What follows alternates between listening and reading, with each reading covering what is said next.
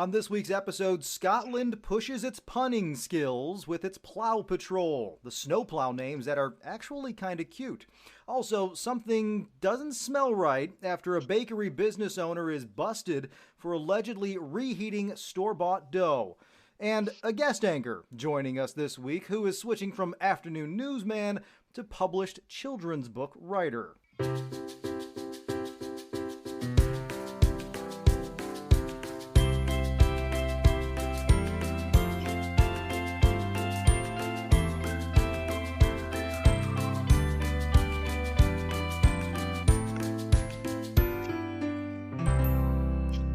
Thanks for joining another episode of Anchors Away. I am Robert Burns, along with Sarah Threadgill, former TV news anchors, now giving you some news to know and kind of get you through the weekend and what's probably a crazy holiday season. Remember, you can subscribe for free wherever you listen to podcasts, or also you can catch them on YouTube as well. This week, we are joined by a former colleague of mine who of the group today is still getting paid to put makeup on. He is a 6-time Emmy Award winner. He's an Ivy League graduate. Now, for some reason, he's doing podcasts with us, but he is also a best-selling author. He is afternoon news anchor from Fox 5 in San Diego, Andrew Luria. Hey, Andrew. Hey, Robert. Great to talk to you. Sarah, you as well, and excited to explore this different medium and talk a little bit about the multiple ways, I guess, we can tell stories, right? Exactly. This day and age, you just come up with different ideas all the time. Yeah, is it any different for you at this point now that you have conquered or at least dipped your toe into all three different? You're writing, you're on camera, and now to promote everything, you're doing more radio and podcast. It's definitely different, right? There's different kinds of ways of preparing and going about it. I think for TV, for example, you guys know very well. You do it enough times, probably like any kind of job or activity, you do it enough times and you feel like you become, an expert in it. And so, yes, preparing for TV is one thing. It's something that we've done for many years, but then going into these new avenues, it's different, and want to make sure that you do it right. And it's a challenge, but it's like learning a new language and just try to do it the best you can, I guess. So one of the things that we do on the show is obviously we go through not any of the hard stuff, not any of the depressing stuff, some of the just fun stories that you can probably tell at the table or while you're with your crazy family on that 45-minute Zoom call this holiday, or as you push the limits of that 45 minutes for Sarah and the rest of them. So we're going to jump right on in with you, kind of get some of your takes on these, because you probably read these stories in 20-second snippets, and now we want a little bit more of the thought process throughout these. So as we go into our first news headline, we start off over in Scotland. They are in full winter mode, Sarah and Andrew, and they have these snow plows, as the entire area has, ready to go and deployed. Well, they had a little bit of fun with getting in the season to sort. So what they did is they went through, they have all their snow plows, they have all of their employees, they got together and they came up with names for the snow plows. And I don't know if either of you have had a chance to look at the names, but they are fantastic in the cheesiest sense of ways. Some of these snowplows are called the Polar Patroller, For Your Ice Only, Gangsta Granny Gritter, and Gangsta with an A at the end of it. So they're just trying to have a little bit of fun with this. Everybody seems to love it. And if you look at the list, there's one on there that you're probably going to pick one and you say that's the most clever thing I've ever heard of. Yeah, like Sir Grits a lot, Slippy Mcgritty. Oh my goodness, these are hilarious. And this is something that they did to get children involved, I guess about 10 years ago, trying to get school children to help come up with some funny monikers, and they've been doing this ever since. And then they started launching this online tracker in 2016, so you can actually see where the snow plows are plowing. I would imagine these people are near and dear to our hearts and our business, because who doesn't like a good pun in the news business, right? That's right up our alley. 100%. Alliteration and puns are the best scripts that you can put out there if you can calmly get through them verbally. But there's also Darth Spreader, Chili Connolly, Blizzard Bear, the Arctic Angel. But this this is also the same country that did, what was it, Bodie McBoatface, which I think everyone heard my gosh, yes. when it first happened. Do you think that any sense of this would fully fly here in America? I do. TxDOT is infamous. TxDOT, Texas Department of Transportation, and I don't know if either of you gentlemen have had the opportunity to go down our highways here in Texas, but they are infamous for the giant LED billboard signs and coming up with the funniest sayings, and I think this is definitely something to get people, involved in maybe something that's not so clever and funny, which is plowing the snow. My favorite, I think, is just Fred. They named one Fred. That's it. Fred. They got to be like members of the family for them. They use them so often. Everything, everything these days feels so controversial. So it's kind of nice to have something that hopefully isn't causing so much controversy. Bodie McBoatface, that was good. I feel like any time in the news business, we're like, oh well, we're here in San Diego. The San Diego, museum, whatever, is going to be naming, or let's say the zoo. That's probably a better example. San Diego Zoo is going to be naming the new baby elephant. Every time it's like elephant face. Every time that seems like the go-to answer.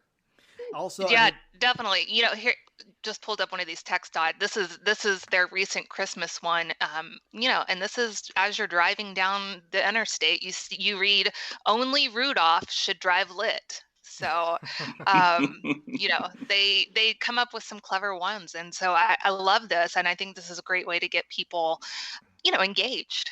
They're not inaccurate with the TxDOT one, but I can also tell by looking at the list here that someone in Scotland, or at least the people in Scotland, they are very large Star Wars fans.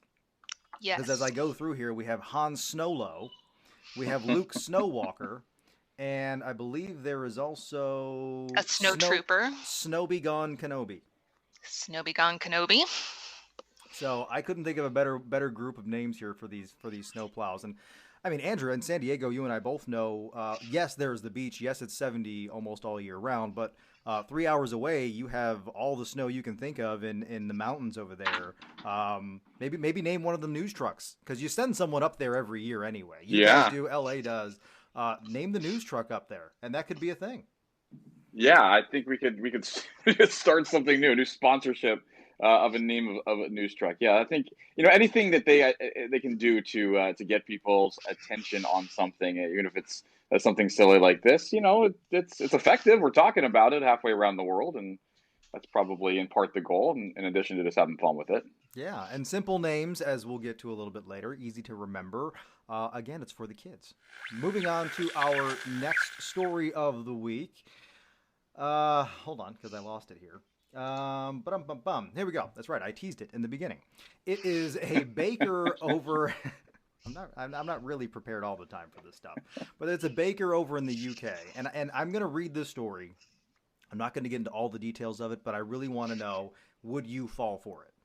So there's a baker in the UK who was sentenced to 2 years in prison. So it's not allegedly anymore, but they were sentenced to 2 years in prison for reheating store-bought bread, selling them to customers. But the kicker is the bread was not just reheated in an oven. The bread was reheated on a radiator in the bakery. Now, if you were to, everybody loves fresh bread in the morning. You ever been to New York City and you're walking through and you can smell it in the bakeries as you're walking around, or you go into an early morning, even a Starbucks at that point. But wherever you go to smell the bread, here in Western New York, DiCamello's Bakery, you know that smell. It's very distinct. Would you be able to tell if it was freshly baked in an oven or freshly baked on a radiator? That's tricky. I'm not sure about that one. And she's really in trouble for defrauding people who invested in her business, that she's, this marvelous baker making these delicious loaves of bread, and turns out she's just buying them and sticking them on a radiator. I think it's all about perception, right? I mean, you could go to a restaurant and have like a salad, and it's a really nice restaurant, and it's like a $25 plate of salad, right? Or you could probably go to the store and do it up really nice at home, and it's not. So it's a lot of it's perception, right? And it's all context of what you think it is. So if people, go by and they think it is something special, I think it's reasonable to think people would fall for it. But it kind of makes you, glad to see, not everybody likes regulations in this world and in this country. It's nice to have certain regulations that make sure, and this is obviously in the UK, but regulations that make sure that this is not something that they can pull over our eyes. Yeah, and I wonder how they found out she was doing this. Walk in and there's a couple loaves just sitting on the heater. I mean, I don't know, but yeah, it's all about perception on this, and sounds like she was kind of in a bad way and just trying to, I guess, rescue her business, but probably not the way to go about doing that. No, probably not. Maybe at least still use the oven, because we've heard the stories and we've read the stories. There was one recently where there was a pizzeria that was buying, or at least they were being claimed to buy the grocery store frozen pizzas, reheating them and then passing them on. At least they put them in the oven. At least they got some sort of, crisp char on the bottom of it. This doesn't even seem like it was that much of a try, because I don't know if you've seen a radiator. Neither of you really have to deal with them, but I do now. Up here in Western New York, they're not very large pieces of equipment. So I don't know what type of bread, how large these loaves of bread were. But I would imagine if you look at the bottom, you could see like the little lines, the little grill lines on the bottom, and tell. Someone had to pick up on that.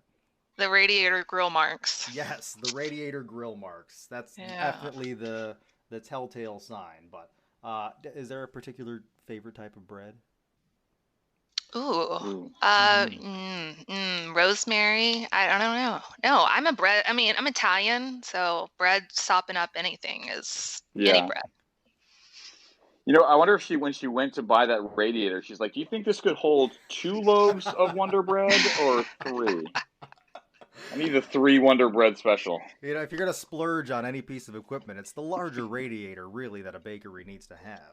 Not only do you heat up the inside, but you also heat up your loaves of bread as well. Recent Hall of Fame inductee Brian Urlacher talks candidly about spending his entire career being bald and why he chose Restore to help regrow his hair. My whole career, I was pretty much bald, so people just got to know me as being a bald guy. I did wonder what it would be like if I could have hair. Once I got my consultation at Restore, the decision was easy. Introducing Restore Hair's new breakthrough procedure called follicular unit extraction that doesn't require any cutting or stitches and will actually regrow your own hair, leaving you with a hairline that is soft, natural, and undetectable. And it can all be done in one day. I feel better with hair. People can't believe that it's my hair. Just an amazing experience for me, and I owe it all to Restore. Call us today, 800-880-6767 right now for your free consultation and get a $500 discount. That's 800-880-6767. Call 800-880-6767 now or visit restorehair.com. In case you forget and you have just kind of scaled on through, our guest with us is Fox 5 San Diego news anchor Andrew Luria. He is joining us for a little commentary on a couple of stories this week, and also because he has done a thing. He has branched out and done a little bit more than just read the news. Andrew, we're going to now kind of transition over to talk a little bit about what is a very special project for you. I imagine it would be on the shelf for Sarah here as well. I don't have kids, but I'm going to read it anyway because you have written a children's book. It's a project that I think a lot of people say, I'm going to do this one day, and then they, for no pun intended, put the idea on the shelf. You were finally able to kind of go through it a little bit. That book is called Charlie Marley. It is the Midnight's Moment in Time. And it's very clever. Like, the background story of this is pretty clever. So give us a little bit on what this is, what your motivation was, and why it's so big of a thing for you. Yeah, so it's funny you say it's something that people say, I'm going to do that one day. Well, I was that guy. I was like, I'm going to do that one day. And I was like, 15 years ago. And it very slowly but surely happened. So the basis of the story is these 12-year-old kids, these 6th graders, meet this inventor in their school as they are trying to avoid their evil teacher. And it turns out he's an old baseball player who struck out to lose the 1994 World Series. And he has now invented a time travel machine that he wants to go back in time and right that wrong. And so they end up, through his miscalculations, going to 6 of the greatest sports moments in history and clumsily kind of making those historic moments happen. Kind of like you might have seen in maybe in Forrest Gump or in Bill and Ted's Excellent Adventure, something to that effect. And kind of touched upon maybe in Back to the Future. And they end up meeting, Babe Ruth and Mary Lou Retton, John Elway, and Jackie Robinson, Michael Jordan. And, I had this idea, I laid it out, and I wrote this extraordinarily long book. And then over the years, through various moves in our business and having kids, having my own family, kind of slowly but surely worked on it. And finally, my oldest is 12 now. So I'm like, okay, he's in that reading age group of where this is aimed for. And I better get this thing finished. So I created a publishing company, hired an editor, hired an illustrator, I hired designers, and kind of went about it that way. And pick it up and be like, oh, here's a book. Somebody wrote a book. But like, you don't know that, 14, 15 years, led up to it being a final product. Yeah, I mean, the thought process for all of this, like you said, it was pretty long when you initially wrote it. And I think a lot of people, like Robert said, think, I can do that. I can write a kid's book.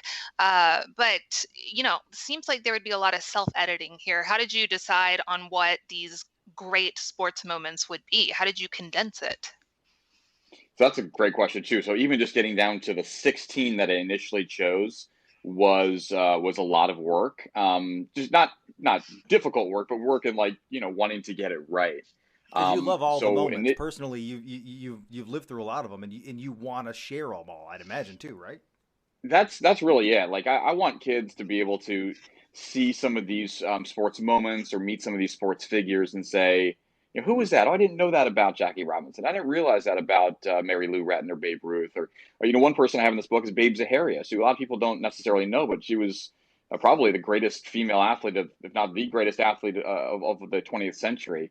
She started the LPGA. She was an Olympic track and field star. She was a basketball star, baseball, et cetera. So I want the kids to be able to meet these people and see these events and not have these things lost as time goes on and we move on to future generations. But I mean, initially, like I said, I had 16 total events or people, including the Miracle on Ice, Muhammad Ali, the 4-minute mile. One that I wrote initially, and this will show you kind of we've gone back in time, was about the greatness of Lance Armstrong and his tremendous achievement of winning 7 Tours de France after cancer. That's a chapter that will have to be reconsidered at this point for future books. But then the difficulty of getting down to 16 was one thing, and then further cutting it down to these 6 for this book was it was hard. But you want to kind of weave the story and make sense of it and make sure that the timelines all make sense. Yeah, we were joking before we started recording here that you started off with Lord of the Rings with all these different sports moments and had to trim it down to what is going to probably be one of 8 Harry Potter series-like books. So Charlie Marley, this is not going to be his first and only trip through time, I would imagine. Well, hopefully it takes less than 14 years to put together future editions of this. But yeah, no, it definitely has. Like I said, I've kind of written the bones of at least 1 to 2 more books, and now I have to create the stories around it. So I'm definitely in a position to put out more, and I'd love to do it. And it really has an infinite kind of story opportunity because, we can explore great sports moments and figures. We can explore great inventors and inventions. I mean, there's a lot of different ways I can go with it, and I hope to. So, and the cool thing and interesting thing is, we're in the news business, right? We're on TV where you do a story or you do a newscast and it's over and you move on. It doesn't have the shelf life, but it's kind of neat to create something that hopefully will collect some dust at some point. So you kind of mentioned one thing in the beginning as you were going through laying out what the story is and what it means that really resonated with me because as a child of the 80s, one thing that sports related will always set in for me is Back to the Future. Gray's Sports Almanac. Everybody wanted that Gray Sports Almanac. Everybody wanted to know. I could go back and place a bet on the Cubs. I mean, now I would because they actually won a World Series. But that's what it kind of reminded me of as I was going through and I was reading the synopsis you have on the website and wondering, how much of that influence from either movies like that or sort of references kind of played into as you reshaped the book closer towards the end. Yeah, I don't think there's any intentional reference to that. It probably, like you, is in my psyche, and subliminally we're exploring these things that obviously resonated with us. be it Back to the Future or maybe Forrest Gump. In fact, the other day, I was with my kids watching Bill and Ted's Excellent Adventure, which is a ridiculous but fun movie. And I realized, I'm like, oh my gosh, my book is so much like this movie. I think I may have inadvertently kind of taken that concept and run with it many years down the road. But it's funny you say that, Robert, because that Back to the Future Sports Almanac situation is part of the second book's story arc. Now that the kids learn how to travel through time. And so it's definitely a thing that we all understand and wonder what we would do with. But, in addition to just meeting sports figures and traveling through time, I think one of the cool things that kind of comes out of this is considering the dilemma and consequence of changing the course of history and altering history or doing something that maybe you shouldn't do. And what happens? I mean, we certainly saw that in Back to the Future. There's different ways to look at how this book might affect kids, but that might be one where you kind of can consider A, where would you go back in time if you could, and B, what would happen if you changed history. That's what we call a teasable element, kids and adults. A teasable element. But Sarah, you've got little kids here. I mean, what do you think from their standpoint? Because you have boys too. I do. I would imagine this is right up their alley. Yeah, I mean, they're 4 and 6, so we're just now kind of getting into, the interest in sports. But I do love this whole concept of the time travel and really just, going through history in that sense. So this is definitely something I plan on purchasing and, reading to my boys. And then, it's something I think that can grow with them as well. It's one of those stories, I think, that, as they get older, they can relate to it more. Because you said it's a time frame for, kids about 10, 12, that kind of thing. Yeah, one of the nice things too about that, Sarah, is like it's kind of evergreen in that, the story, it's funny, I started writing the story in 2006. Here we are in 2020. The story still makes sense, and it's still probably going to make sense in another 10 or 15 years because we travel back to meet Babe Ruth in 1932 or, Jackie Robinson in 1947, John Elway in 1980, et cetera. I mean, any time in the future, it's going to make sense to come back to these times. And that's kind of the fun thing about the time travel opportunities. And maybe there's a future book where we go forward in time, but I haven't thought of that one yet. But hopefully the kids, will like it. They'll get some laughs out of it. It's got some silly moments in it, and they'll enjoy the journey along the way too. And I think one thing people would not know is you had a pet that I believe, if I'm going to connect the dots, played a role in naming the characters. That would be accurate. So the book's called The Adventures of Charlie Marley, Midnight's Moment in Time. Okay, so the 3 main characters are Charlie and Emma, the 2 12-year-olds, and Midnight McLean, who is the inventor / former baseball player. So Charlie was my dog that I had at the time I started writing the book. Marley was a family dog as well. So that's Charlie Marley. Emma was a dog that I had at the time who recently passed away. She was 18 years old. So Emma, she had a good run. So Charlie and Emma, and then Midnight was my childhood dog. So pretty much all the characters in the book are named after dogs in my family, with some places and schools that I went to kind of being named for things in the book as well. But primarily dog names. Yeah, you're going to see a lot of those that you probably wouldn't realize necessarily when reading it, but definitely near and dear to my heart because that's where it all kind of originated from. And then you kind of have the target audience in the house already. I would imagine they gave you some feedback as you were kind of writing this and going through the process and either saying, yeah, Dad, that's great, or hey, it sucks, go back in the office and keep writing. Yeah, basically the feedback was, are you done with that thing yet? That's pretty much what it was.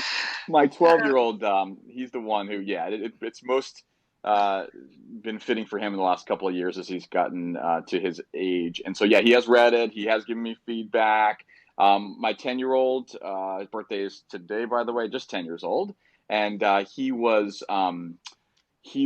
reading it a couple of weeks ago. I mean, we were like right here at the finish line. And he's like, wait, now we go from the prologue to the first chapter. Those seem like 2 different periods of time. I'm like, oh yeah, so I should throw a little page in there that says, a little bit about that. So, they were very instrumental in certainly the final pieces of putting it all together. It's funny, man. It's like you write something like this and you never feel like you're done with it.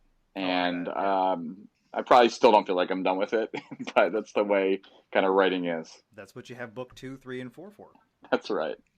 Well, we're very excited, and I'm very thankful you came on to talk about Charlie Marley, and I can't wait to purchase it myself and start reading to my boys.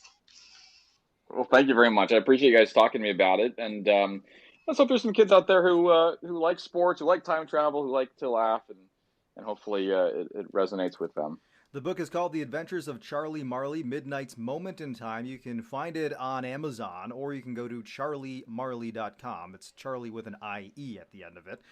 He is Andrew Luria. You can follow him on the socials at Andrew Luria. So we'll have his contact links in the show notes as well as the link to not only the book, but the stories we covered earlier today as well. So again, Andrew, thanks, buddy, for coming on with us and letting us introduce you to our audience and hopefully spreading the word and the legend of Charlie Marley at this point, I guess, as he begins his journey there. Appreciate you coming on. Thank you guys for having me on. I enjoy the conversation and I enjoy listening to the podcast. So great to join you for it. All right. So, again, you can find Sarah on the socials at Sarah Threadgill Media. I am at Robert Burns TV. That is this week's episode of Anchors Away. Thanks for listening. Tell your friends. Leave us a review or a rating or both if you feel like it. It is the holidays. Either way, we'll see you next week.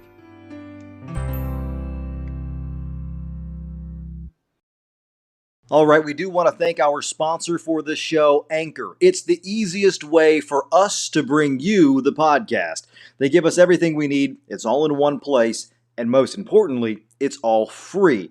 Everything on our iPhones, on our iPads, on our computers, all the creation tools to edit, it's all included, and they distribute the show for us. Send it to Spotify, send it to Apple, send it to Google. So you can start your own podcast, get in on the game, download the Anchor app, or go to anchor.fm to get started. Are you afraid to go into your own basement or maybe that one room at work because it's full of old electronics that no one has any idea what to do with? Well, now there's a way you can turn that trash into something good. Reclaim your basement, garage, or that office at work by getting a hold of Sun King Recycling. They can work with you and your business to make sure that your old electronics are recycled correctly and any old data doesn't fall into the wrong hands. Plus, they started eScrap for Camp, where funds raised through recycling electronics are donated to help improve the quality of life for children, adults, and families whose lives have been touched by cancer. Check them out online at sunking.com, SUNNKING.com.